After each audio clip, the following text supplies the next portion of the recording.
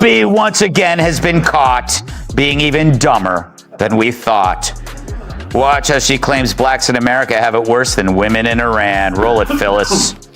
Let's just remember, too, the Iranians literally throw gay people off of buildings. They don't adhere to basic human rights. Listen, here's the thing. Let's not do that, because if we start with that, we have been known in this country to tie gay folks to the car. Where the Iranian regime is today, 2025, is nothing compared to the United States. Okay, so picture this Greg Gutfeld and Tyrus team up, like WWE tag champs, and they go straight for Whoopi Goldberg's last bit of pride. What happens next is pure madness with crazy takes and wild twists. It's like a messy soap opera, but funnier, and once they start roasting, you'll never see daytime TV the same way again. Girls. Whoopi, you know you're on the very wrong side of history even when the fake Republican disagrees with you. I haven't seen Whoopi wave her fingers like that since someone offered her a salad. But apparently that's a technique for summoning the demon associated with talking out of your ass. Even Alyssa couldn't tolerate the examples Whoopi made out of thin air, or since it's Whoopi, fat air. Cat. Okay, so Gutfeld and Tyrus came in like hunters and Whoopi was the easy target. They didn't hold back, they tore her words apart like old bread and showed everyone just how fake and silly her take really was. The View, Whoopi Goldberg insisted that life in the U.S. is just as brutal as living in Iran. Well, in that case, lady, from now on, please cover your face. First thing they did was go after the way she talked, acting like she cared, but really just chasing headlines. They made fun of that soft voice she always uses, like she's confused on purpose, like it's some brand new deep emotion, but really it's just plain talk with extra sugar. They took every pause, maybe every little sigh, and turned it into a big joke, like she was trying to sound serious, but ended up sounding lost. Andre, first of all, I'd just like to say that for the many people that I have tied to cars, I never asked them about their sexuality. Never once. And that's very progressive of you. Yes, happy Pride Month. Listen, I love... Whoopi's right. I mean, it's been rough for us. I mean, you saw what just happened to me in the last segment. I'm trying to talk, and all the white people are like, it's Tyrus. I can make a phone call. You know?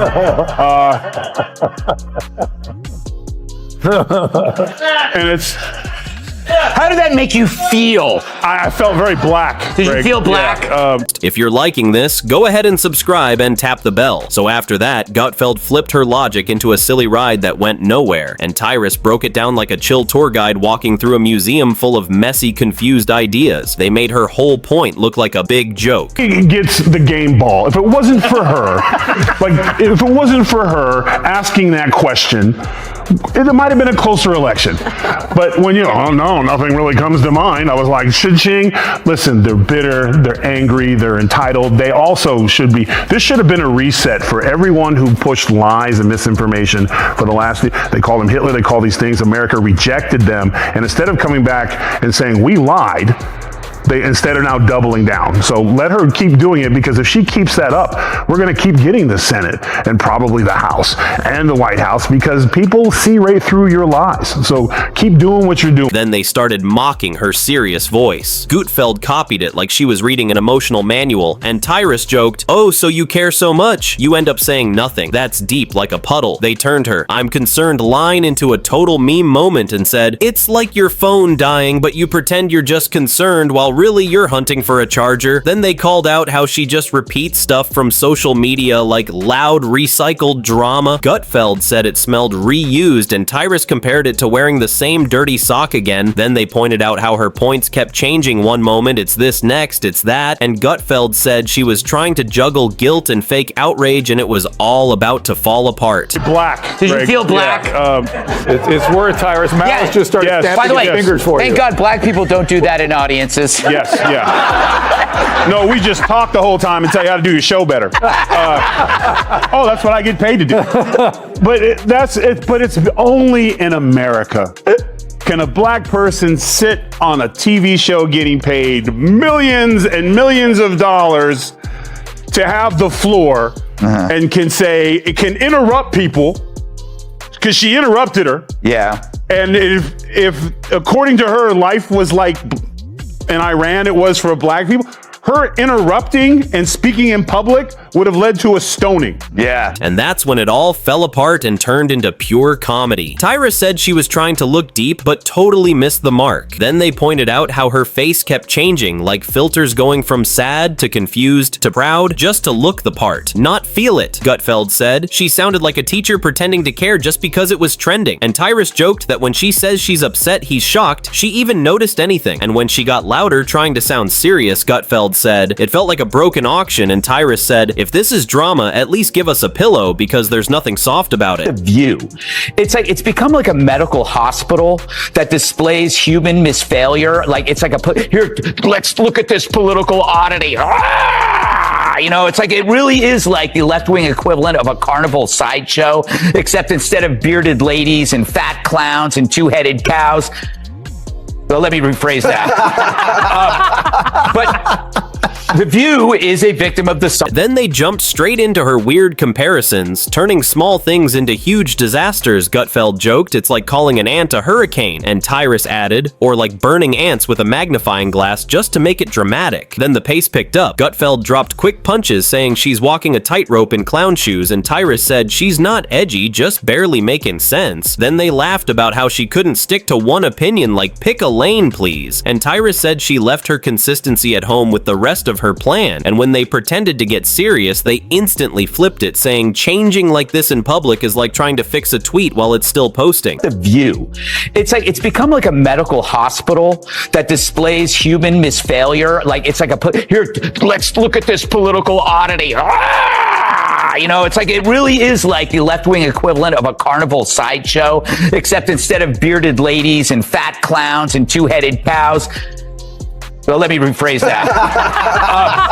But The View is a victim of the... So Gutfeld joked, we're just winging it, and Tyrus said every meltdown starts with let me be clear and ends with oops. Then they acted caring, but flipped it into a roast, saying, serious talk won't hide weak points, Gutfeld said. Bring a real point next time, and Tyrus added, and maybe some sense scene ends. Whoopi out, and just when it felt over, they pulled out the top sarcasm, mocking her fake pauses and deep looks. Tyrus said it's like mixing fake outrage and shock, then baking it till she looks surprised for the camera. You don't need to find Trumpers. You need to fire your race baiters. Yeah. You need to fire the two races. You've had people. You had a McCain on there.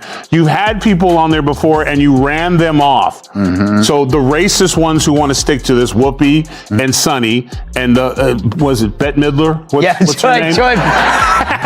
Yeah, broke-ass Bette Midler. Fire them and bring people in. Maybe you could get McCain to come back. She was a Republican, but every show and every break, she was nearly in tears because she was being attacked. You have to go after the racist people. Be the CEO goes, you know what? I'm not going to allow a woman on my show or man that will go after white America and talk about them like dogs. That doesn't represent our ideals. Then Gutfeld compared her vibe to slow internet, all spin, no load, and right after that, they ripped into her fake deep voice like she's trying to sound important while saying nothing. Gutfeld said, it's like reading horoscopes at a funeral, super serious but totally empty. And Tyrus added, it's like giving an award speech for a role no one remembers. Then came her deep sounding but pointless thoughts. Gutfeld said they felt like fortune cookies written by sleepy interns. And Tyrus joked, maybe she's got a thought machine hidden somewhere, powered by pure confusion. And when she started acting like a moral expert, they didn't hold back. Gutfeld said she switched from actress to some kind of moral weather reporter, guessing right from wrong like she's shaking a magic 8-ball, and Tyrus said, oh no, she's not judging, she's just watching you real hard while pretending she's not. Yeah, that's heroically stupid. Even for The View. What did she think Hitler meant when he said master race? The 100-meter dash at the Berlin Olympics? So for the first time in The View's history, it's not about race. Just some whites exterminating 6 million other whites. So what's the big deal? Her reasoning reminds me of the guy who looks at black-on-black crime and says, that's just them doing what they do. Of course, if that callous person were me or you, we would be canceled faster than a Tinder date with Andrew Cuomo. But thanks to liberal privilege, Whoopi hangs on, which is fine since she apologized, but not before digging an even deeper hole than the one in her head. so they moved on to her acting like a misunderstood truth teller. Tyrus held up an invisible trophy and joked, "Whoopi wins for best dramatic moment," while pretending she hates attention. And Gutfeld said, "Oh no, she's so tired from being so righteous." Then they mocked how she made everything sound huge, like she's saving the world. Gutfeld said, "It's like yelling into a canyon, then clapping for the echo." And Tyrus joked, "It's like a TED Talk with no message, just fake feelings." Then they pointed out how she jumps off topic for no reason. Gutfeld said it's like finding a book in the fridge, and Tyrus laughed, saying her takes come with side quests. And then they roasted her vague lines, saying they're so bland they loop around and sound deep again. Even as dumb as the she's just said, that she has an opportunity tomorrow. They won't fire her over that. No. She'll have an opportunity tomorrow to come on and fix it. Will she? She won't. But that's the thing about this country. Black, white, gay, straight, short, tall. Everyone's going to get hit with something. But the beauty about this country is there's always an opportunity for you to better yourself. So shame on you, Whoopi. Play the black card somewhere else because it don't work. They kicked off by saying she talks a lot but says nothing, and Tyrus joked, "Her takes are like scented candles. All vibe, no light." Then they mocked how people pretend it's deep just to look smart. Gutfeld said, "If you don't get it, it must be brilliant." And Tyrus imagined an art gallery called Vague but Loud. Then they clowned her fake bravery. Gutfeld said, "She just repeated what everyone already thought." And Tyrus fake cried, saying so bold for saying what the group chat said out loud. And when she brought up history, Gutfeld said it felt like someone throwing a banana peel on a runway, totally random and meant to trip you up. Whoopi Goldberg, Iranians living under an oppressive regime don't really have it that bad. Despite all the human rights abuses, Iranians might actually have it better than Black Americans. Right now. And it's slow. But let's just remember too, the Iranians literally throw gay people off of buildings. They don't adhere to basic human rights. Listen, here's the thing. Let's not do that, because if we start with that. Okay, and no matter how hard the other hosts tried to reason with Whoopi Goldberg, reminding her of how women are treated in Iran, nothing would stop her from continuing one of the most... They pointed out how every time she brings up history, it sounds like she's about to say something deep, but then nothing actually comes out. Gutfeld joked, "It's like watching someone read Wikipedia and act like they just unlocked the secrets of the universe." Then they ripped into her go-to formula, how she always starts off all vague, like she's building suspense, then slips into that half-serious, half-confused concern, and ends it with this over-the-top dramatic finish, like it's a movie trailer. Gutfeld said it's like a song made completely out of wind chimes. Sounds magical for a second, but quickly turns into a noisy mess, and Tyrus added, "If you've seen one of her dramatic monologues, you've pretty much seen them all. Same tone, same words, just different lighting and a new sad soundtrack." Then they wrapped up the second round, but they weren't even slowing down, because after tearing apart all the fake logic and dramatic energy they moved on to, the silence, the awkward pretend, nothing happened, vibe from people around her, and that's when Gutfeld leaned back, smiled, and dropped the real punch, saying the best part isn't even the takedown. It's watching everyone nod and act like it all made perfect sense, like they just witnessed some brilliant moment, when really all she did was dress up confusion in a fancy outfit and call it truth. And nobody wants to admit the emperor isn't just wearing no clothes. He's covered in glitter and calling it a vision.